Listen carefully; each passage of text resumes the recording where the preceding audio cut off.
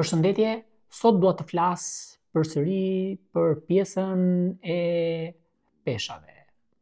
Marrësh kas nga një bashkëbisedim me një nga pacientët tanë në Physiosport Center ku refuzoi për të kryer ushtrimin me anë të një peshe në palestër, me idenë sepse ishte ngulitur në mendje nga legjenda e famshme në fizioterapinë shqiptare apo dhe në mjekësinë në tërësi që ngritja e peshave shkakton probleme apo përkeson situatën e pacientit, sidomos te pacientët që kanë dhimbje në pjesën lombare.